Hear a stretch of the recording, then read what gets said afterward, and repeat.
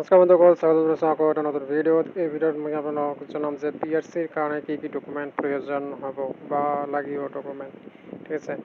তো আপোনাক আজি এই ভিডিঅ' সম্পূৰ্ণকৈ জনাই আছোঁ, ভিডিঅ'টো শেষলৈকে চাই যাব, ঠিক আছে। ইয়াৰ ওপৰত মই অলৰেডি ভিডিঅ' বনোৱা আছে, যদি আপোনালোকে ইচ্ছুক হয় তো আপোনালোকৰ ভিডিঅ'টো কমপ্লিট দেখুৱাইছোঁ মই। তো এই ভিডিঅ'টো দেখুৱাই আছোঁ আপোনাক কি কি ডকুমেণ্টৰ প্ৰয়োজন হ'ব।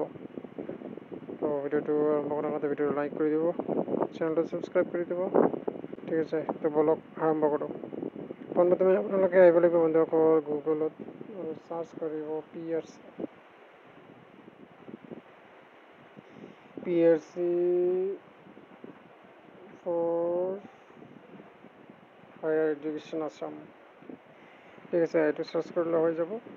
আপোনালোকে দেখক যিটো আছামৰ যিটো অফিচিয়েল ৱেবছাইট হয় এইটো আহিব লাগিব, কাৰণ PRC আৰু ডকুমেণ্ট চাৰ্টিফিকেট মানে একেই হয়, ছেম। তো ইয়াতে আপোনালোকে চাব পাৰিব কি কি ডকুমেণ্টৰ প্ৰয়োজন হ'ব আপোনাক। তো ইয়াতে যদি ৰেজিষ্টাৰ আছে সেৱাজ্যোতিত, ৰেজিষ্টাৰ নাই আপোনালোকে ৰেজিষ্টাৰ কৰি ল'ব first.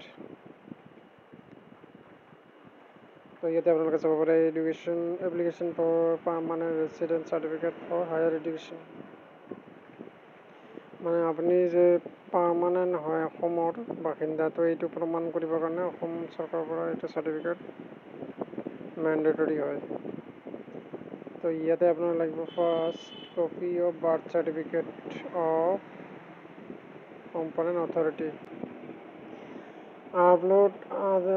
Upload address proof of self, Aadhaar card বা ভোটাৰ ID লাগিব আপোনাৰ, বা ৰেচন কাৰ্ড, ইলেক্ট্ৰিচিটি বিল এনেকুৱা ডকুমেণ্ট ৰিলেটেড, পেৰেণ্টছ মা দেউতাৰ যদি হয় তো NRCৰ কপি বা ভোটাৰ লিষ্ট লাগিব 1955, 1966, তো এনেকুৱা এখন ভোটাৰ লিষ্টৰ প্ৰয়োজন হ'ব। Record if any revenue receipt লাগিব আপোনাৰ, ঠিক আছে। তো SSLC admit card, passport size photo, এইখিনি ডকুমেণ্টৰ প্ৰয়োজন হ'ব।